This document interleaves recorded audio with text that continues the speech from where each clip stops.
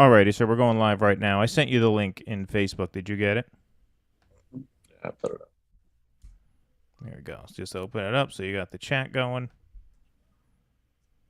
And we're getting ready. Alrighty, so we're going live right now. I sent you the link in Facebook. Start right here.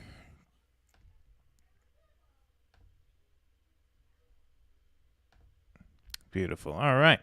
That's everything. We are all set up and ready to go here. Welcome, everybody. This is the Do Dissidents podcast. Keaton Weiss here with Russell Dobular. Hello. So, folks, just a little bit of housekeeping before we get started. For those listening on the audio podcast, which will be up tomorrow, Monday, July 11th, we are switching our podcast hosting site from SoundCloud to Substack. That won't mean anything to 99% of you. You can still find the podcast on any major podcast player, Apple, Spotify, Google, Stitcher, etc.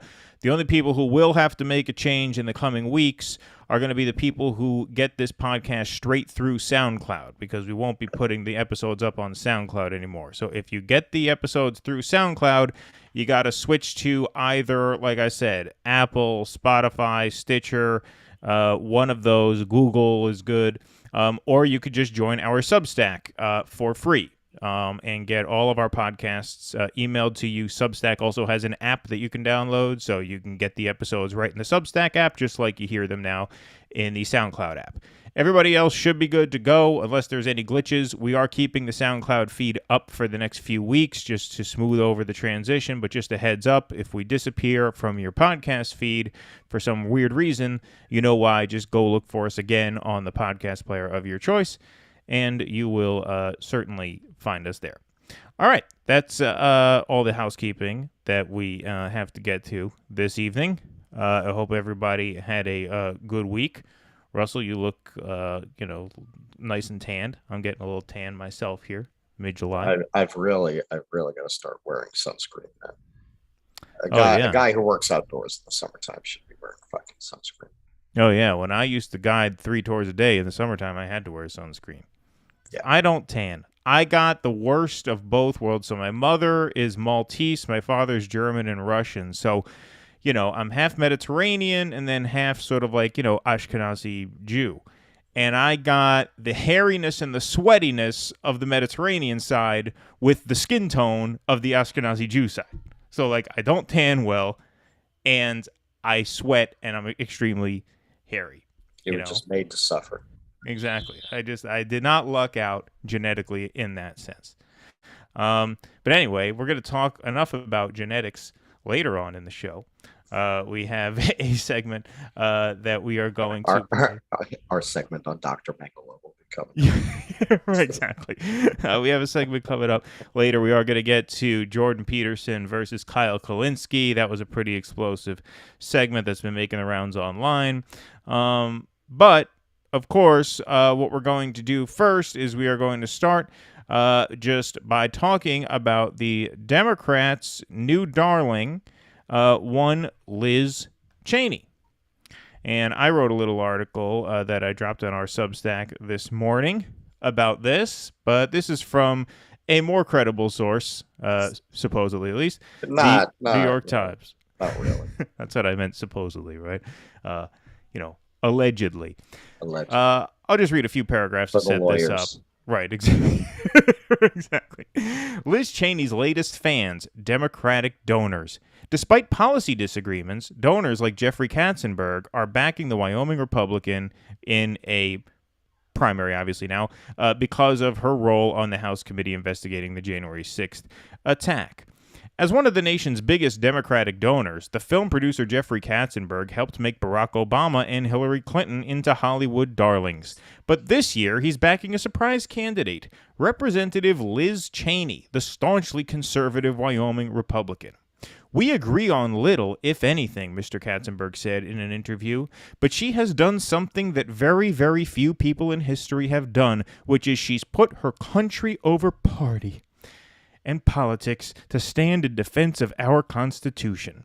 He was referring to Ms. Cheney's leadership role on the House committee investigating the January 6, 2021 attack on the Capitol and her condemnation of former President Donald J. Trump, whom she has called, quote, a domestic threat that we have never faced before. To help Ms. Cheney bolster her chances in Wyoming's upcoming Republican primary, she is facing a Trump-backed opponent. Mr. Katzenberg and his wife have donated more than $43,000 to her campaign and groups supporting her. Mr. Katzenberg said his contributions went beyond that sum but declined to provide further details, saying only that he was talking up Ms. Cheney, the vice chairwoman of the January 6th committee, to, quote, anybody and everybody that will listen to me with any party affiliation. All right. Then I'll skip ahead here. Most Democratic donors are profoundly out of step with Ms. Cheney on certain issues, many issues. I skipped over that paragraph. She voted with Donald Trump 93% of the time, as it mentions earlier. Yeah. But the Democrats supporting her say they have been impressed by her courage in opposing the former president, whom she voted to impeach after the January 6th attack, and standing up for the peaceful transfer of power. Just two more quick paragraphs here. Cheney is the most important politician in America right now, said Dimitri Melhorn, a political strategist who advises the LinkedIn co-founder Reid Hoffman, a major Democratic donor whom Melhorn had said quietly begun supporting Ms. Cheney.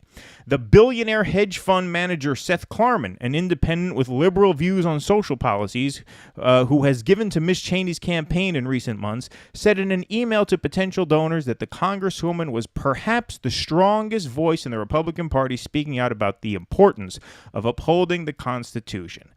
So we saw there Jeffrey Katzenberg, big sort of, legal team there. Then we had this, billionaire CEO.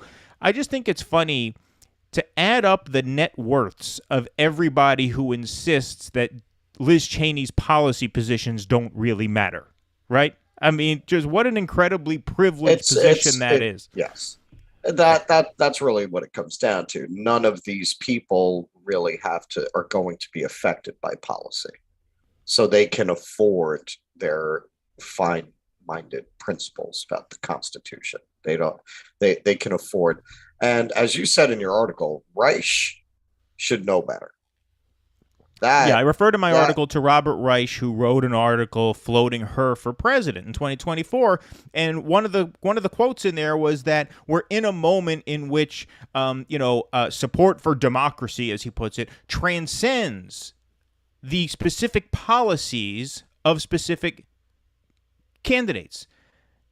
I mean, what like I said, it transcends that if you have no skin in the game, if you have nothing to lose, if you're not going to be on the receiving end of any of the horrible policies that she's advocating for, including, gutting the ACA, defunding health care centers that provide reproductive care. I mean, these are just a couple. Did you see how opposing background checks on gun sales. I mean, you can go down the list. The libs got a little miffed that she tweeted support of the Supreme Court decision. They got a little miffed for a minute. Their crush on Liz came smacked into the brick wall of reality.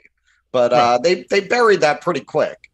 This came out after that. They buried that within days, and lined up behind Cheney. Yeah, She supports domestic drilling on protected lands. She's against citizenship for DACA recipients. She was against aid to the U.S.-Mexico border. She was against the first impeachment of Donald Trump. She supported Trump during the first impeachment, which was about, I thought it was kind of bullshit, honestly, but it was about, at least in theory, his attack on the democratic process by pressuring a foreign government into investigating the family of the guy he was probably going to run against. So if she's such a champion for democracy, why didn't she have a problem that time? Yeah. It feels like the further down the road we go, the elite class, the Washington chattering class, the professional political class, the professional donor class, they're just losing everybody. The people that they're speaking to are just becoming an increasingly rarefied bunch. With their behavior around Roe, they've even lost their white feminists, a good portion of them, which was a huge number of the people who were the most outwardly, vocally blue, no matter who. Those were Deborah really, Messing. Right, Deborah, it broke on CNN when last week. you lost Deborah Messing as the Democratic Party, who have you not lost from that camp? Right. I mean, I, she I is mean like an that, that Alyssa next Milano next like they're going to have Sarah figure. Jessica Parker, advocating for Bernie Sanders. Well, Messing was on a call. I mean, CNN reported this. We should have been on top of this. We weren't because we're fuck ups. But a responsible YouTube channel would have blasted this out. We could have done well with this.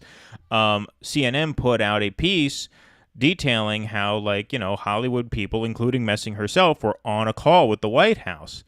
And Messing says something to the effect of, like, we already voted. Like, why are we even having this call? Why are you asking us for anything? We put you guys in power. Now do something, right? We're supposed to be back at brunch now. Right. We're supposed to be back in brunch now. Exactly. And so when she's giving you shit like that, yeah, that's a very bad sign. That's a very bad sign. But the thing that's so embarrassing about this Liz Cheney thing, I mean, maybe my headline for my article. That's Go just ahead. that's I think that's where Reich is coming from, because look, in the end, yeah, he's more progressive. He recognizes the problem better than a lot of his peers do. Recognizes that eventually the guillotines are going to come if we don't do something about this. He gets all that. But in the end, look, I mean, he's a Washington guy. He's part of the chattering class. He was Bill Clinton's labor secretary. I mean, he's not exactly an enemy of the liberal establishment. Just because he postures further left than they do doesn't mean, he doesn't go to these cocktail parties. Right. So in the end, he's susceptible to their brainworms. Right. Exactly. He's not completely out of the hive mind there. But the other thing I found just obscene about his article, and here, I'll just read a quote from it right now. Cheney is a firm conservative, and I have opposed many of her positions. But we are at an inflection point in this nation over a set of principles that transcend, in italics, any particular positions or policies. If we cannot agree on the sanctity of the Constitution and the rule of law, we are no longer capable of self-government. The real battle in 2024 will not be between Democrats and Republicans. It will be between forces supporting democracy in America and those supporting authoritarianism. Now, aside from this contention that we're at an inflection point over a set of principles that transcend positions or transcend policies, aside from that being just a reflection of his own privilege, that is just a very narrow-minded view of what democracy actually is. He's referring to democracy as the electoral process, which is basically a charade, is basically a dog and pony show to give us the illusion of actual democracy. But democracy, as it is broadly defined, which is most relevant to this conversation, is rule by the majority. Rule of any group or organization or institution or society by a majority of its members. And so this is where policy becomes very important, because if women do not have bodily autonomy, then you don't have a democracy. Right. If the labor force has been relegated to serfdom, you don't have a democracy. If 90% of people want background checks for gun sales, but we can't get them because the government's been bought off by arms dealers, then we don't have a democracy. So you are not pro-democracy if you take these extreme right-wing positions that Liz Cheney holds, 93% of which are shared by Donald Trump. It's just a ludicrous argument. Absolutely ludicrous. They had elections in the Soviet Union. Right. Right. Exactly. So what does that mean? They got to vote.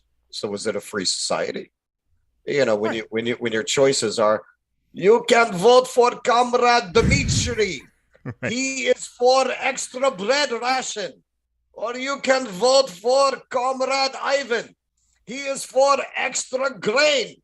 Right. Well, that's what we have, basically. I mean, it's you have these slight differences between the people that ultimately you're allowed to vote for. If somebody like Bernie Sanders comes along, they make sure you can't vote for him when it counts. They make sure he'll never get in a position of any real power. Right. So that's when democracy breaks down all of a sudden. All of a sudden, we can't find the votes. We have this app. We're supposed to have votes here. Oh, where are they? There must be something wrong. Right. So, yeah, I mean, at that point, it's been a very long time since we've had a democracy. Whenever I watch the election night coverage, I always feel like that should be the only subject of the coverage. The only subject should be the fact that the whole way that the system is set up is so anti-democratic that the the ritual is a farce. Just the gerrymandering alone. They should just be talking about that. They should like, yes, well, they got this many seats in Congress, but with this caveat, the whole map is gerrymandered. Like, what are we even talking about here? Yeah, even at the most basic level, democracy is broken down, and I see that again and again in the polling. The idea of democracy is the wisdom of crowds. That's the core theory of democracy, that the people collectively have good judgment. And if you look at the polling, that holds up. Look at the recent polling about the total collapse of faith in institutions. People aren't stupid. They get it. They have what, 7% approval of Congress. They have something like 14% approval of the media, of television news. I think it's slightly higher for newspapers, something like 16%. They don't trust the Supreme Court. I think that's in the 20s or something. They get it. They get it. They understand it. They are not allowed to express that disdain with their voting.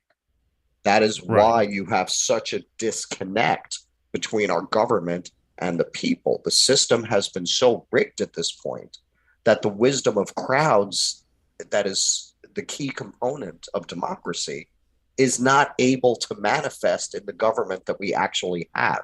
That is why the system is falling apart. It's not the people, it's the rigging.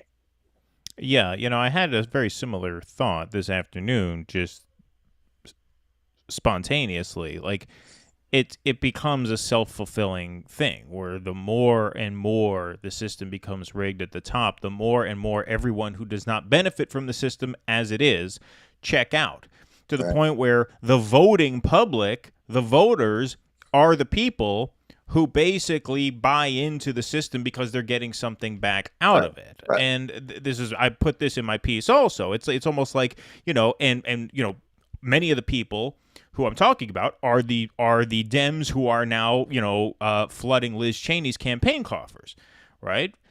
Because they're very invested in maintaining this electoral charade that gets run every 2 and 4 years at the national well, because level. For them, they can afford to just vote based on what makes them feel good. Well, that's what I was sort of getting at in the last paragraph of the piece. Their voting is like being a fan of a pop star.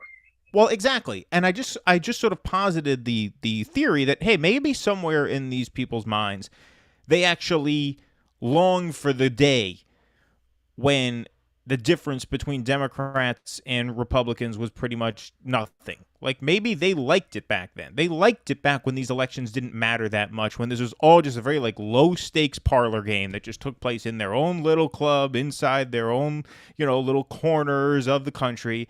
And you try to win, you'd like to win, that would be nice. But hey, whatever. I mean, if Romney beats Obama, not the end of the world, right? Bush beats Kerry, all right, not the end of the world. Whereas Trump just raises the stakes in their minds to a point where they just can't have it, which is why any opposition to him, no matter from the left or the right, and I would actually argue these mainstream liberals have been much warmer to right-wing criticism of Trump. They love the Lincoln Project people a lot more than they like us, I guarantee you that. Right? Well, because those are much more their people. Of course. We're fucking we're the dirtbag left for them, right? Yeah, they called us dirtbag in the New York Times. I think the New York Times coined that phrase. Did they coin that? I think it was them. It could have been, maybe it was New Yorker magazine. It seems more like something they would pick up in the ether and popularize. Maybe it was New Yorker magazine. I know the Chapo guys way back. It seems more New Yorker. Like after Trump won, I think New Yorker magazine wrote something calling them dirtbags. And they did an episode responding. I don't remember listening to the whole thing. It's been a while if I did. But I think that maybe it was the New Yorker. But that would make sense. Yeah, for sure. Yeah, no, I mean, they have more in common with Liz Cheney than they do with Ilhan Omar. Ilhan Omar might as well be from fucking Mars for these people. Oh, by the way, remember when Donald Trump led those send her back chants, right, and whatever it was, 2019, and the House voted to condemn that as a racist attack? Guess what Liz Cheney voted? No. Oh. I don't condemn that. Right. Yeah, I mean they don't care. Like all of their pretenses about democracy and constitutionality and America, they don't give a shit about any of that. It's like it's a increasingly it's just an effete aristocracy talking to itself with the illusion that they have the public's ear. And increasingly that's just not the case. I see it more and more as the years go on. If you think back to the halcyon days of the 2016 primary and the fights with the Hillbots and all that, I can't even imagine that now. I don't think there are enough of them left to mount that kind of a resistance to the arguments that we were making. I think we won the argument, and I think so many of them at this point have at least quietly conceded that we were right. You wouldn't get that now. In a similar show. Yeah, like exactly. You couldn't have that. No, I think you're right. They really believed back then. Right. I mean, look, in a sense, Joe Biden was them waving the white flag. Okay, fine, we'll vote for Joe Biden. I mean, how many candidates did they go through before they had to just suck it up and vote for Biden because the bosses told them to? 22. We have a caller here, but now he's texting us and saying he's just a listener. James is on the chat here. Just listening tonight, guys. I was in 4 hours of union meetings earlier. All right, well, good on you. Solidarity, as they say. And, welcome to the stream. Hope you enjoy it. It's probably for the best that you don't join us tonight because we're about to infuriate the entire audience with this next segment. We're going to play... Our audience. Not our own. I'm just joking. But this will probably blast out to the masses on YouTube, and I'm sure we'll get some hate comments for this because we are going to play a debate of sorts between Kulinski and Jordan Peterson. This segment has been making the rounds online. We did edit about 4 minutes of the 10-minute clip that they previewed. I'm not one of these people who likes to play the entire video from someone else's channel. I feel that's kind of in bad form. Like, if you wanted to watch the entire thing, give Kyle the traffic. He's the one who did the interview. Some of these YouTubers will just play an entire segment from another person's show. I'd feel weird about doing that. So I did cut this into 4 minutes. I did not edit it in a way that distorts the meaning of what anybody was saying. I was very careful not to do that. And I'll just set this up by saying Jordan Peterson was recently suspended from Twitter for tweeting that Elliot Page, he dead-named Elliot Page, so he tweeted out that Ellen Page had her breasts cut off by a criminal physician. And that got him in trouble. Twitter kicked him off. And so he went on the Krystal, Kyle and Friends show, and Kyle and Jordan talk about trans issues and the like. And so we will watch this little segment now. We're probably going to play 2 minutes, pause it, and then play the next 2 minutes. That's probably how we will divide this into 2 segments. All right, here we go. So I know... Sorry, that's the wrong video. I thought that was the wrong video, but...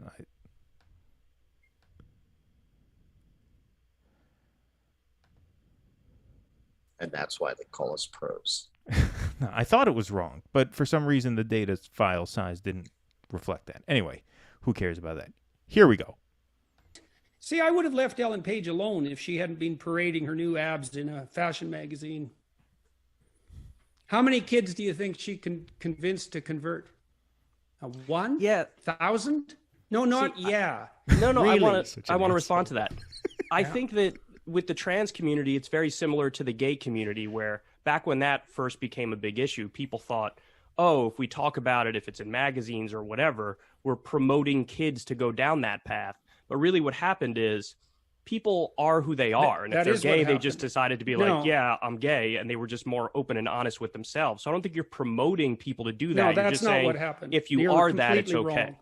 Okay. Well, you're utterly wrong. I'm listening. There's nothing about that that's right. So I just have to pause it for 10 seconds. I just find it hilarious that just this Jordan Peterson guy teaches like masculinity lectures. He always sounds like he's about to cry. Like his voice, he always sounds like he is about to break down in tears. He has the. There's nothing about that that's right. He has the double whammy of being having a Canadian accent and a Kermit the Frog thing going on. Yeah, and he's wearing green and he's skinny. Yeah. Explain. Well, I'm there's been listening. an absolute look. One of the reasons that I opposed Bill C-16 in Canada to begin with, this pronoun compelled speech bill, was because I knew perfectly well what was going to happen when we introduced confusion about gender identity into the public sphere. Now, the argument was that if we left people with gender dysphoria alone to make their own way and stop torturing them, that we would decrease the mental health load on those individuals. And my analysis as a clinician was that for every one person of that sort that we hypothetically saved, we doom 1,000 more as a consequence of confusion and social contagion. I knew the literature on psychogenic epidemics. They used to call that mass hysteria, and it's a literature that goes back about 300 years. And often when you introduce social confusion, you can produce a psychogenic epidemic, especially among, generally it's adolescent females who are most susceptible to it. So I thought, oh, well, what's going to happen is we'll produce a psychogenic epidemic of gender dysphoria among adolescent females. And that is exactly what's happened. All right, so just to recap here, and then I will play the rest. Basically, there's a roundabout way of saying Kyle is like, his theory is that, well, now that we're sort of mainstreaming trans ideology and sort of, the transgender experience, now that we're working to mainstream that, people are sort of coming out as trans or realizing that they're trans, and that's why we're seeing an increase in surgeries. And Jordan Peterson, and what Jordan is saying is that, no, this is a function of a social contagion, or as he would put it, a sort of mass hysteria, mass sort of psychogenic illness. So that's just a recap. We're going to play the final 2 minutes, and then we will give our takes here. I just have to say, Jordan, I think it's a little bit of a moral panic. I just don't see some sort of, frenzy of what people would you running consider to become trans. First of all, that's a hell of a way to put it. What? Why don't you take a look at the increase in surgical interventions and see what you think?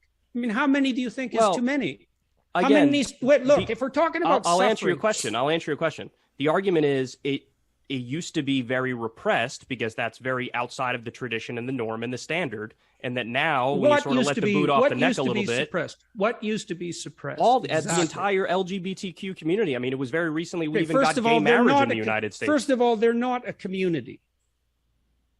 Well, you understand the point I'm making. No, actually, neither I understand it nor you, and that's why we're delving into it. First of all, they're not a community. That's just a catchphrase. It's a buzzword.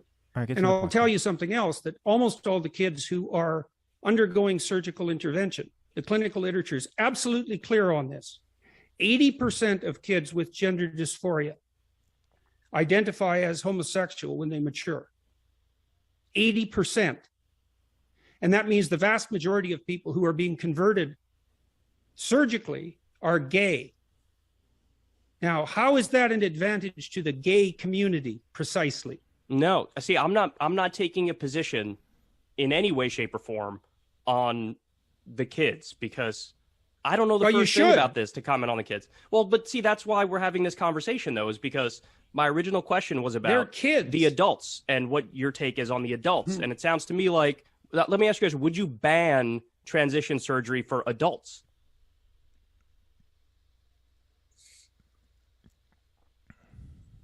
I don't know. Really?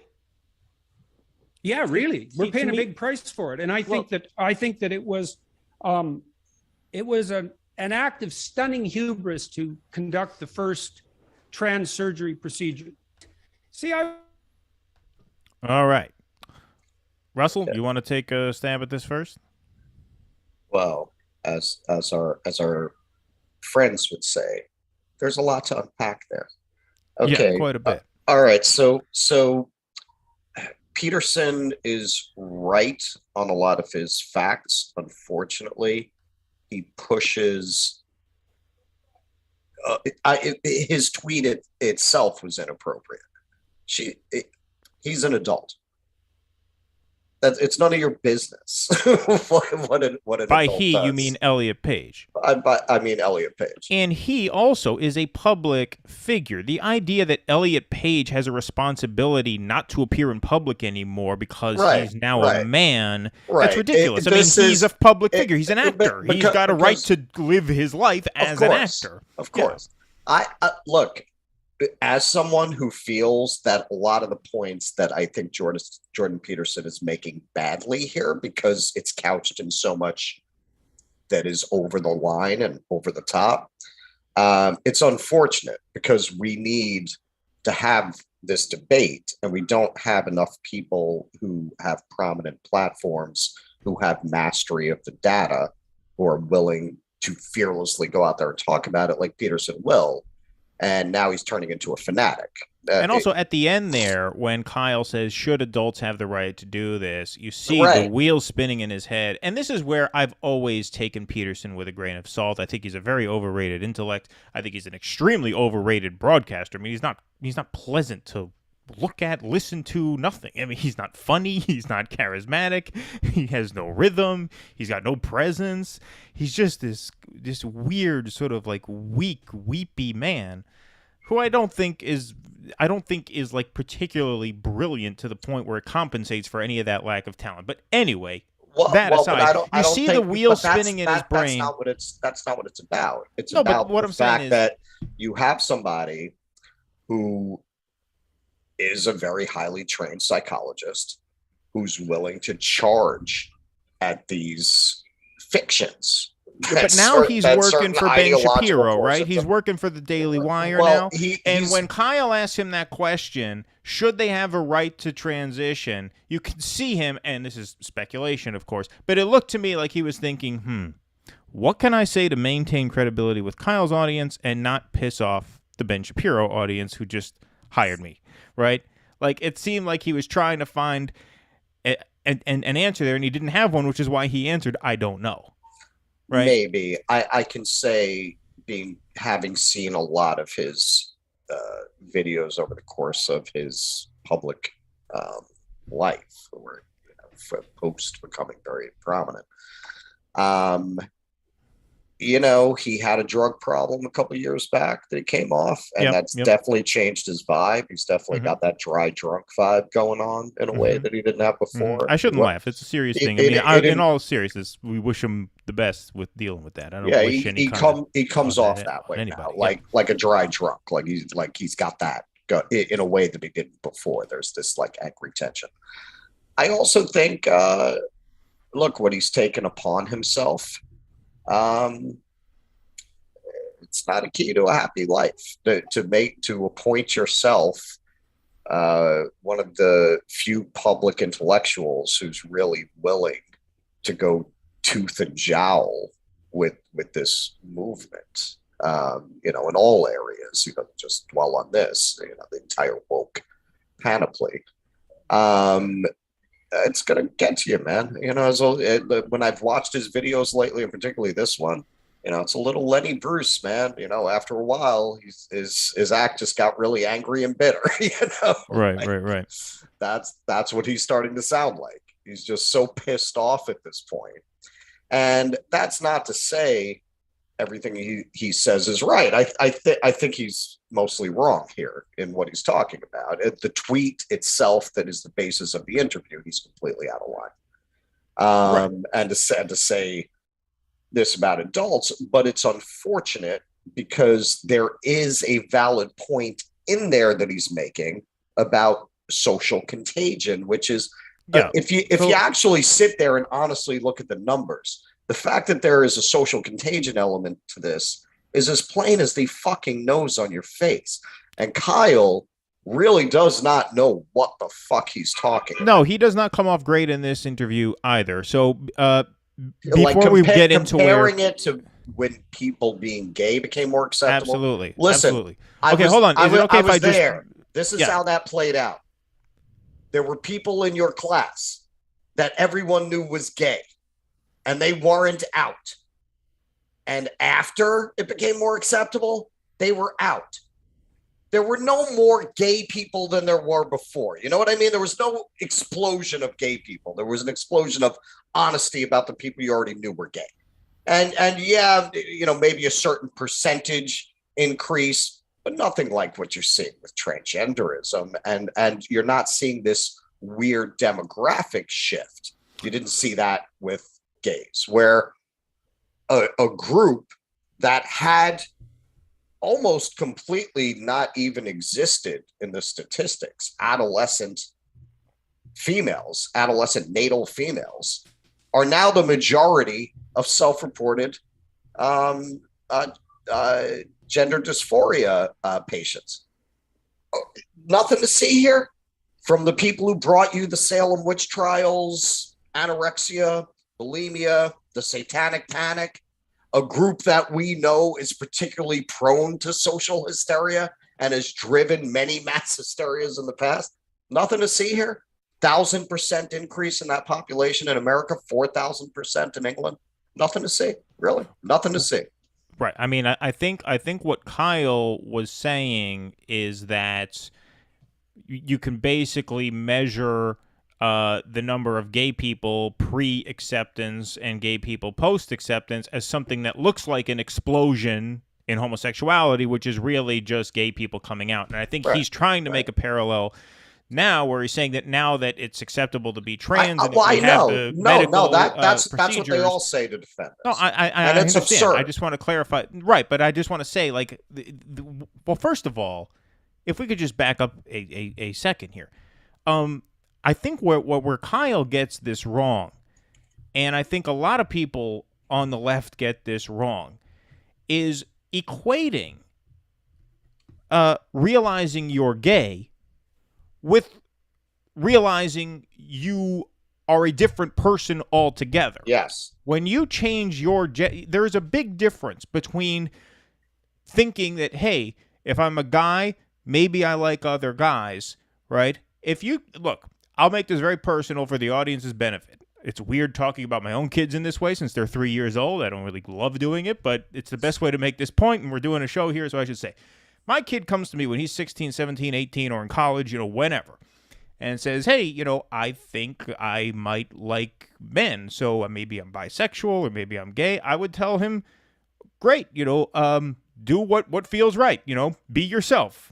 And there's this old Postmates ad I want to share with you. Yeah, right, exactly. Sushi, remember sushi. Exactly. Be you. And as long as you, practice safe sex and all that, then, you'll be fine. If you decide to experiment and hook up with some guys and realize you don't like it, you can go back to being straight immediately after. No harm done. That's very, very... So I would say, okay, do what feels right, be you. If my kid came to me at 17 years old and say, hey, Dad, I think I'm a woman. I'd like to maybe start hormone replacement therapy and look into reconstructive surgery. I would say, whoa, let's slow down and talk about this a little bit. Not because I'm morally repulsed by the idea of him becoming a woman, but because the act of transitioning into a woman is on a whole other plane of severity and consequence than thinking you might be gay. Obviously, your sexuality describes how you relate to other people. Your gender identity and any corresponding bodily alteration that goes with that is about, on a molecular level, who you are. Right. It's not nearly as reversible, as undoable. It's a much more severe and permanent decision, and it has to be taken much more seriously. And guys like Kyle who say, well, it's the same thing with the, gay people came out as gay and now trans people are coming out as trans. What's the problem? This seems like a moral panic. You sound like a guy, and I scratched the surface on this topic. It's a very large topic. I scratched the surface on it when we interviewed Marcel Dixon, talking about the left and family. Because the left gets a reputation for being anti-family, very dismissive of the family and the function and the power and the value of a nuclear family. And when you got a guy like Kyle just talking very casually about, hey, this seems like a moral panic. I mean, whatever. If people want hormone therapy and reconstructive surgery at 19, who cares? You sound like a guy who does not have a kid and is not interested in ever having a kid, and it does not want a family and knows nothing about the function and role of a family. That's how you sound to people who have kids and who have families. And so it's very important to understand where you're coming from and how you sound to people like that, because it is a much more serious conversation with a kid who wants to change who he is physically, biologically, than a kid thinking, hey, maybe I'm bi or maybe I'm gay. Well, and they're also, the idea that they're doing, the only kind of therapy really that they're approving is affirmation. A lot of states have passed bans that you can't even do a therapy that would be questioning their assertion that they are another gender. That would be considered conversion therapy. This is all premised on the idea that children and teenagers are clear about who they are. Right, exactly. Really? Exactly, right, exactly. Did you come out of a fucking test tube an adult? Like, I can't imagine anyone who's ever been either a child or a teenager would believe that. And Peterson, he's citing a particular study. Okay, there's a range, but studies that have been done on childhood gender dysphoria, yes, if they are left to just go through puberty normally, 60, depending on the study, 60 to 90% end up being gay. So, okay, right. A certain percentage are not gay. And yes, maybe for a certain percentage, it would have been better for them to be on transition young. And okay, but what Peterson's saying is right. How many people who this is not appropriate for are you sacrificing at that altar because of the very small minority of people who may benefit from what you're doing to everybody now? And also, I'm a little bit surprised that you don't have more gays and lesbians speaking out on this as a genocide against them. Because you're thinning their numbers. Yeah. You really are. Right. You really because a lot of these people are not really trans. That's what the numbers tell us. A lot of these people who are self-identifying that way, they're fucking kids. They're kids. And not only that, listen, if Rachel Dolezal had been celebrated like Caitlyn Jenner instead of shunned off the planet, you'd have an epidemic of suburban white girls going transracial right now. You cannot make being a cis straight white person the worst fucking thing you can be in the world, and not think teenagers who are always desperate for approval and positive attention are going to be attracted to identifying as anything but that. They can't go transracial. I'm convinced they would if they could. If it were socially acceptable, they would. But they can identify as gender fluid. I mean, that's really, you don't have to commit to anything, right? I'm gender fluid. So what does that mean? Right. But now you're not cis het.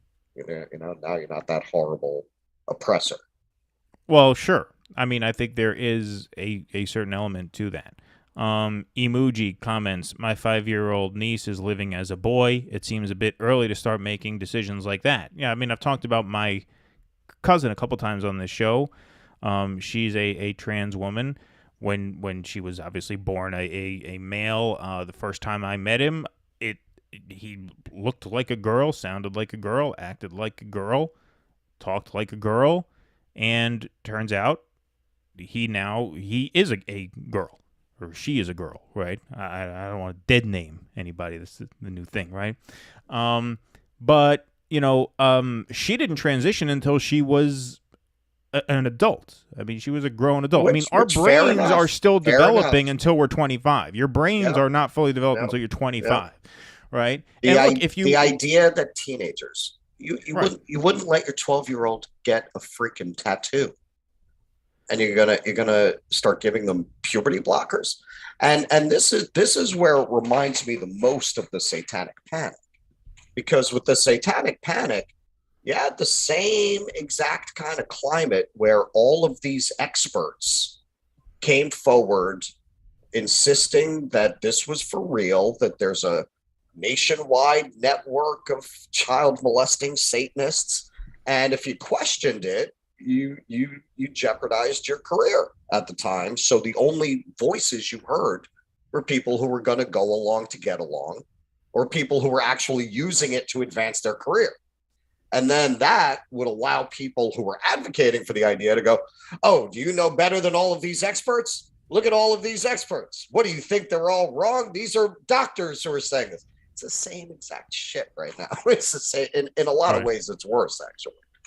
Emoji comments back, she wasn't pushed or groomed to think the way she does, but she has been actively supported. No, look, I always think you should support kids however they choose to express themselves, obviously. You know, but again, that's different from pushing them towards, you know, some sort of irreversible hormonal or physical transformation. Like, well, I think that decision what needs to be taken much more seriously than social transitioning, though, because look, I mean, that's the person. A person's identity is at least half constructed by social feedback. Well, sure, so, of course, yeah. And what is all of this based on? Like, it's the whole thing just falls apart as soon as you start to pick apart its logic. So okay, if you're a boy who likes to dance and sing, then you're not completely male. I mean, we're going back to the 50s now. So you're a girl who likes science and who likes to play with tools and trucks, so you're not completely female? I mean, Russell and I are both theater directors. Now, as theater directors go, we're pretty masculine. But to a football player, we're probably pretty feminine, right? Because of our interests, right? And so there's a lot of subjectivity there. And Well, I'll tell you, actually, coming out of the neighborhood that I came out of, okay, so compared to the guys in my neighborhood, you know, these are guys who could fucking, you know, light a match on their chest. I was like a very feminine guy compared to what I came from. Right. When I went away to college, I was like the Rock compared to these guys. Right. Yeah. You know, I was like the most masculine guy around because they were from a much softer environment than I was from. Right. Emoji comments back, I honestly feel like the urge to choose or change one's gender is culturally influenced.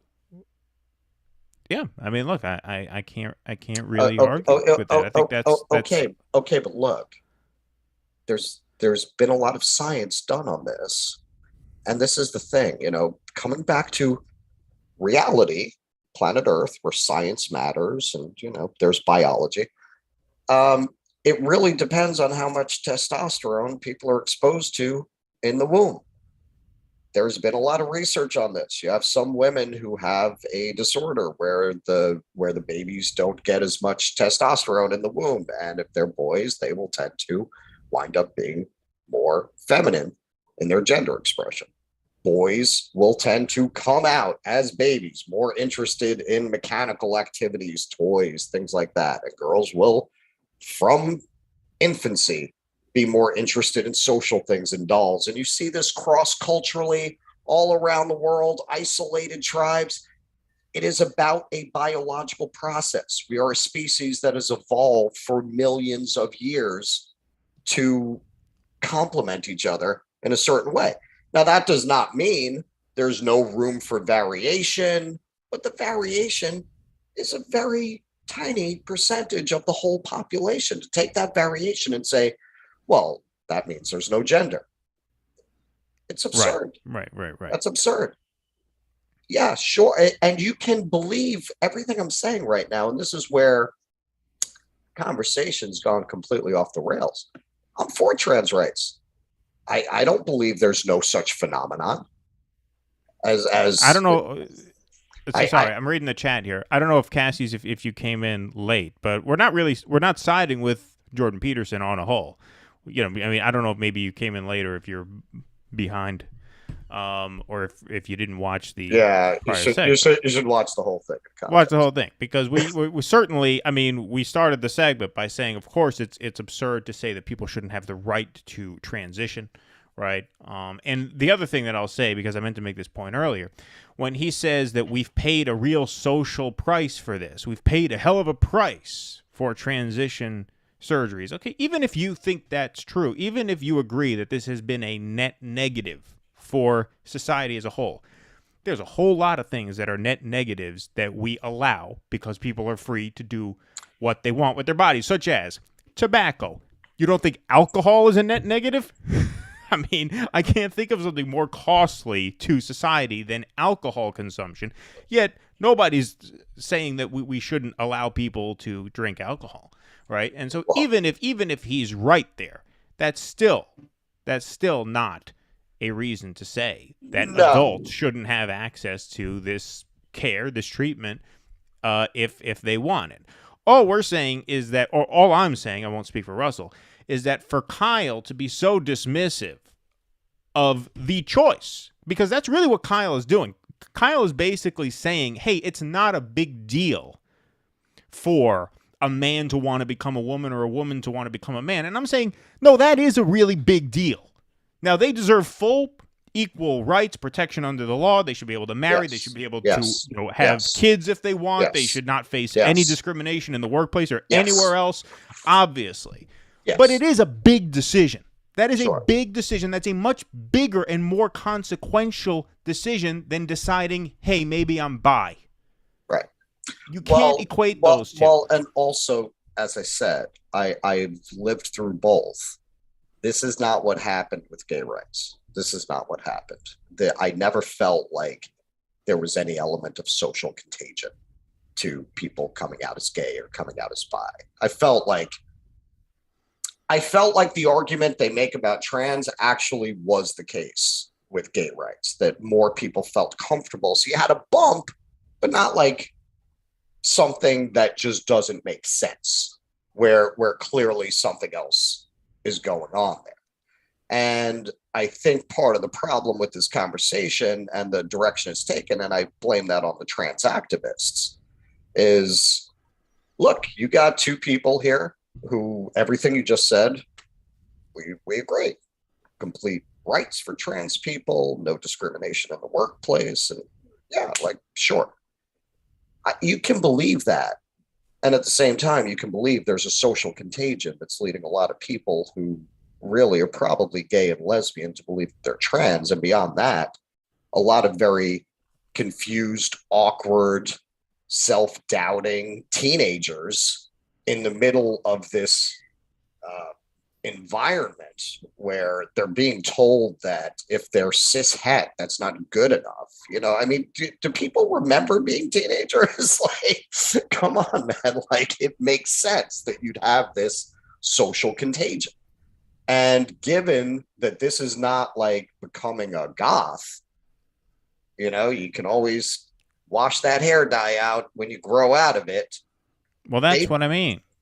Right. They might make medical decisions here that are going to affect them for the rest of their lives. Now, I compared it to the Satanic Panic, and I'm going to remind people of how the Satanic Panic ended, because it is a big part, I believe, of why the people who have really gone out front in the medical fields and fields of psychology and the fields of activism, the people who have been most out front pushing the idea that we should never, in spite of all the data we have that would contradict this, we should never question anyone who is having gender dysphoria as to whether they are actually the other sex. It should never be questioned, no matter what age they are. You should always affirm it. The Satanic Panic ended in massive fucking class action lawsuits, which generally were won by the plaintiffs.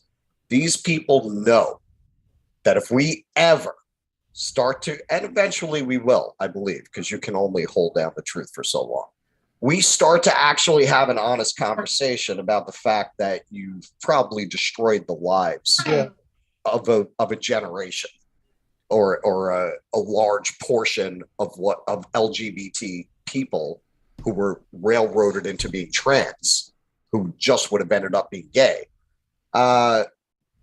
If we really start to have that conversation, their professional reputations are going to be destroyed. they're going to wind up being bankrupted, which is what happened to the doctors who pushed the satanic panic. The American Psychological Association had to pay out millions of dollars. That's how I believe this is going to end. All right, let me read some chats here. First from our patron, James, who's not called in on the Zoom, but he's just going to be off camera and off mic this evening. For someone who has a lot of opinions about traditional gender norms, Dr. Peterson sounds a lot like a 1950s housewife. That's a good one. Also, Virtuoso gave us $2 on a super chat. Thank you, Virtuoso. Much appreciated. Jordan Peterson has pronouns derangement syndrome. Yeah, I mean, look, like I said, and this is something that Cassie's, maybe you missed us saying earlier, I think Jordan Peterson is a supremely overrated intellect and completely overrated talent. So is Tim Pool, right? So are these a lot of, like, right-wing adjacent, you know, like, public intellectual types. But, you know, there's a reason he's as popular as he is, because I think that even though his conclusion here is way off base, I think a lot of the points that he makes to Kyle, he nails him on, and Kyle has nothing really to say to it, because he obviously just doesn't speak from a place of experience as obviously a gay or trans person, but he doesn't seem to take seriously what people are saying and what people are concerned about in terms of the severity of this life choice. There are certain life choices that, yes, you should be free to make them and you should be treated as total equals once you make them. But you have to be sure. You have to be 1,000% sure before you do it. And that's something that, like, transitioning your gender falls into that category. And I do think that Kyle is being a little bit flippant about it, you know, and I think that's one of the reasons why Peterson was getting pissed off and started to cry. Cassie's has a question. By the way, Cassie's, thank you so much for finding us on YouTube. We remember you from the old Facebook days. Question: how many trans people do you personally know, and have you ever asked them at what age they knew they were born wrong gender? All right, so now I know you came in late, because my cousin is actually a fairly famous trans person. She goes by the name Plastic Martyr. You can Google her. She's got the blue check mark on, you know, all her social media accounts. Paparazzi follow her around L.A. I made this point earlier. I've known her since she was 4 or 5 years old. From the first time I saw her, back when she was a male, I thought she was a girl then. She looked like a girl, talked like a girl, acted like a girl. And sure enough, she is. But she did not make that transition until she was in, like, her, you know, whatever, maybe early, mid-20s. You know, this is when she actually began that process, when she became equipped to make an inalterable life decision like that. I'm not saying you shouldn't be allowed to do it. Peterson goes there. That's way wrong. That's of course, that's insane. Crazy. Like, I don't even know why he got into that with Elliot Page. Like, but all I'm saying is it's much different from, like, it's a whole different thing. And I'm saying this for the 4th or 5th time, but that's fine. It's much different from thinking you might be gay or you might be bi. It's much different. If you think you might be gay, you know, make out with a man, make out with a woman. If you're a woman, if you don't like it, you're straight a minute later. Nothing changes. It's not the same thing here. It's not even close to the same thing, obviously. I mean, it's so obviously not the same thing. And to answer your question,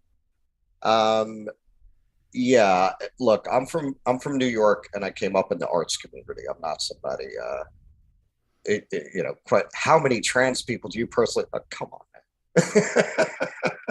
I was hanging with trans people in the mid '80s, back when that could get you a serious beating where I grew up, and I didn't keep it a secret either. It's not a question of not respecting trans people. I mean, even the question is a good example of assuming.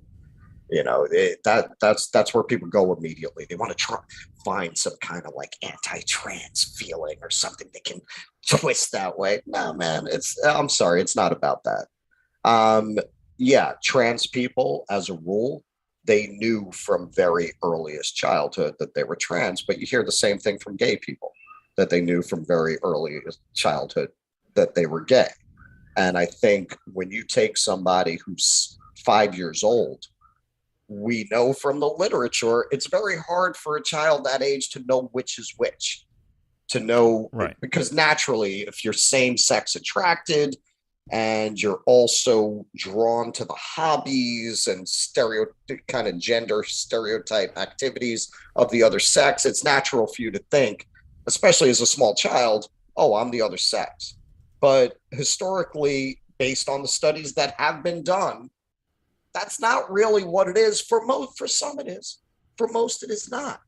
So you really have to err on the side of not doing the thing that is going to be permanently life altering. Because for the person who it does turn out to be trans, they can decide to make that transition later. But if you start giving a kid puberty blockers, in spite of what they are saying, oh, it's fully reversible, they don't know that. It has never been used this way before. Puberty blockers have only been used on children for precocious puberty.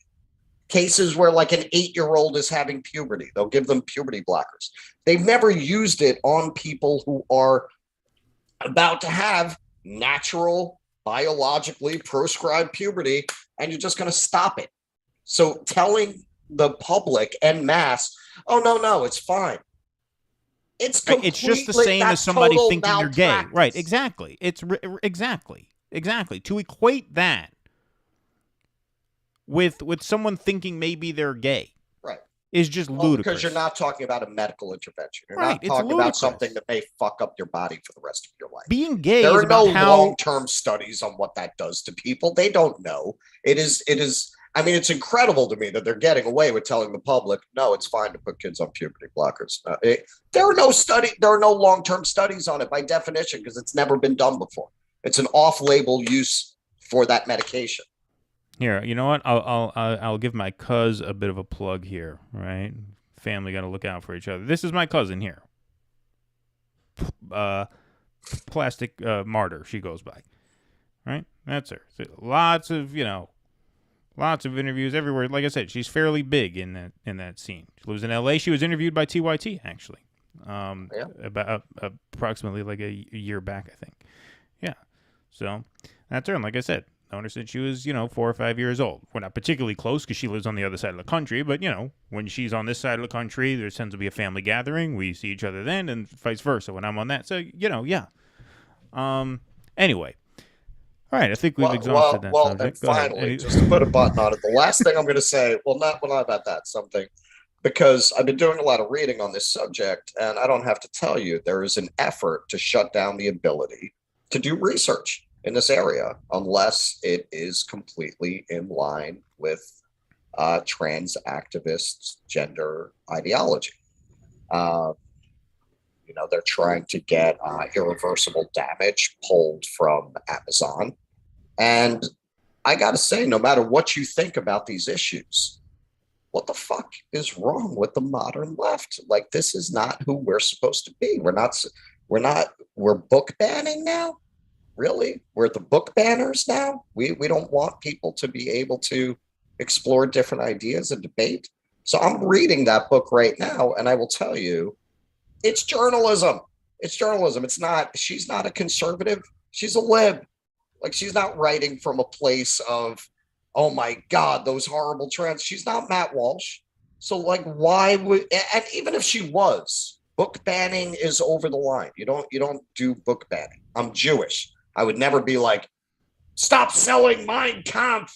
Stop selling. I don't care what it is, man. That is a bedrock principle of liberalism in the traditional, political theory sense of the word liberalism. And that's a principle you cannot compromise. And really, I think it is by compromising it that we're winding up becoming so backward in so many of these conversations, why so many of these conversations are becoming just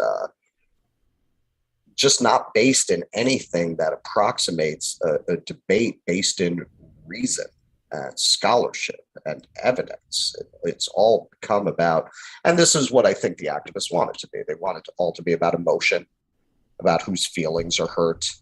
I was looking at a story, because 3 girls in, I think it's Rhode Island, they sued because they kept getting beaten in track by transgender athletes.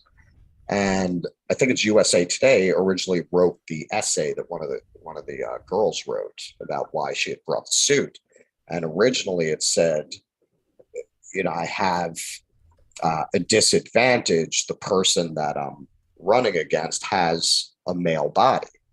And because it hurt feelings, the USA Today changed that whole paragraph to because I'm running against a transgender athlete. Since when do newspapers change op-eds? This isn't like a news article. This is someone's opinion. This is someone's point of view, clearly. Since when do we change newspapers because you hurt somebody's feelings? Like, what the fuck is going on?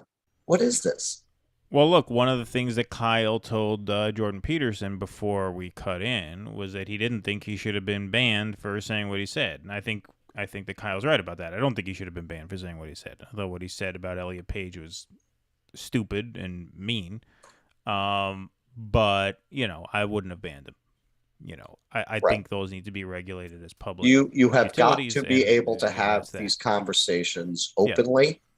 And that's how it works. And may the best ideas rise to the top. I think the other side in this debate does not want to play by those rules because they don't have the science behind them. And that is why they will, even when you show them the science, they'll say, oh, the science is biased. It's European. It's white male, because they can't hold up to that kind of scrutiny. And that's why they want to shut down anything that presents an alternate point of view. All right, let's do our final segment of the evening. Kamala Harris was interviewed by CBS about the administration's sort of flat-footed response to the overturning of Roe v. Wade. And, she has a reputation at this point for being unprepared for these interviews and these speeches. And this is a particularly egregious example, especially given the, I hesitate to say substance of what she's saying because there's not much, but what substance there is kind of shocking coming from the Democratic vice president of the United States. So let's take a listen. When you look back, did Democrats fail, past Democratic presidents, congressional leaders, to not codify Roe v. Wade over the past 5 decades? I think that, to be very honest with you, I do believe that we should have rightly believed, but we certainly believe that certain issues are just settled. Certain issues are just settled. Clearly we're not. No, that's right. And that's why I do believe that we are living, sadly, in real unsettled times. I mean, people often talk about how she sounds like the student who didn't read the chapter who gets asked to go up and give an oral presentation at the front of the class. And that's true for like the first 15 seconds of that. But it's just astounding how her answer is that, well, we assumed that this was settled.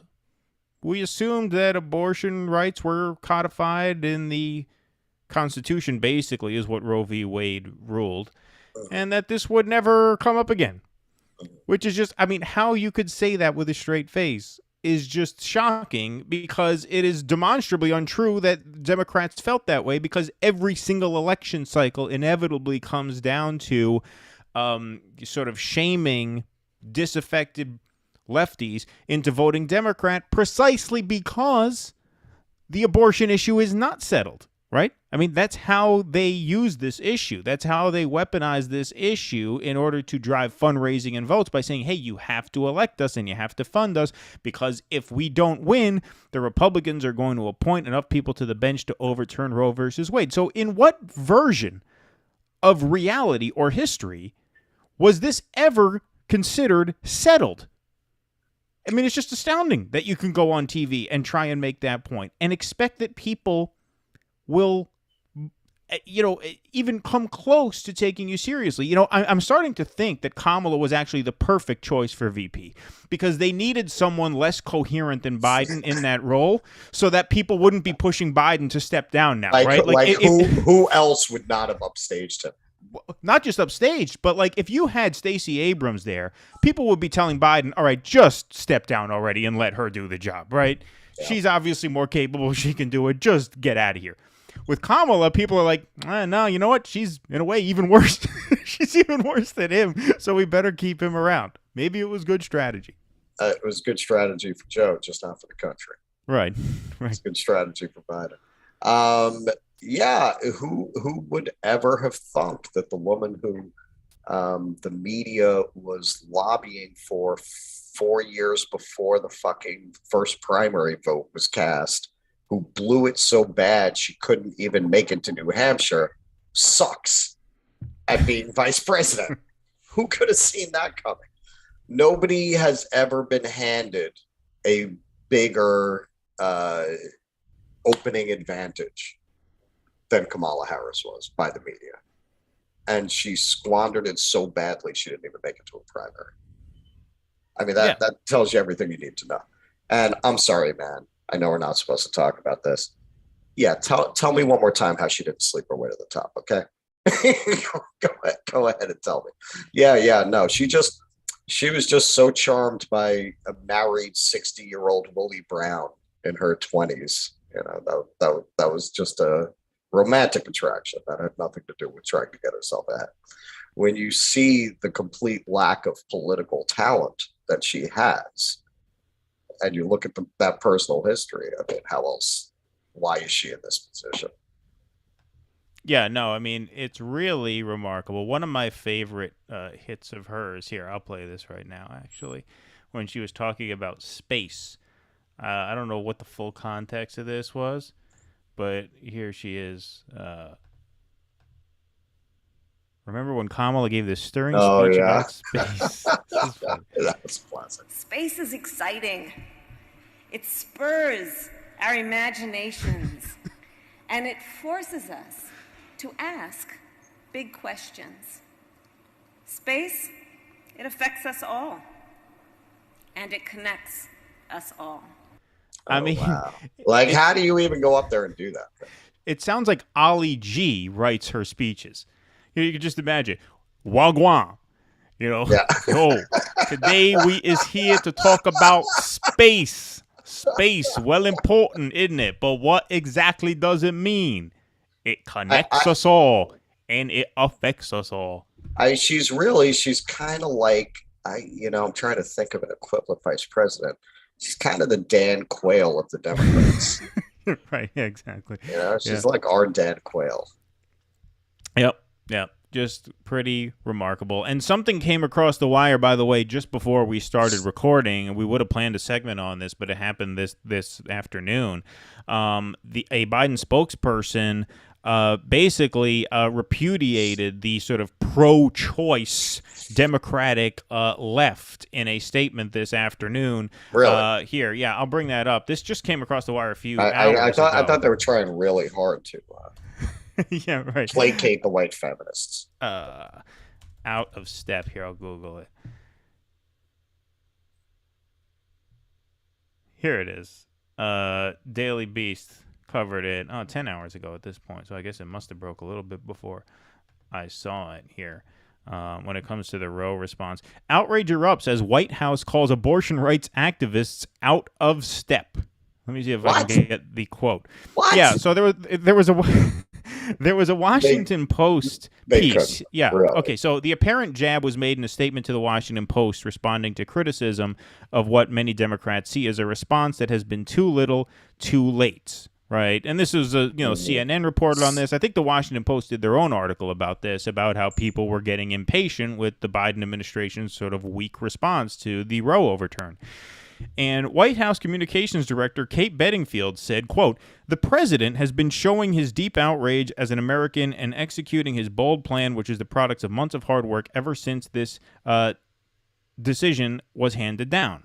She went on to say that Joe Biden's goal in responding to Dobbs is not to satisfy some activists who have been consistently out of step with the mainstream of the Democratic Party, but to deliver help to women who are in danger and assemble a broad-based coalition to defend a woman's right to choose now, just as he assembled such a coalition to win during the 2020 campaign.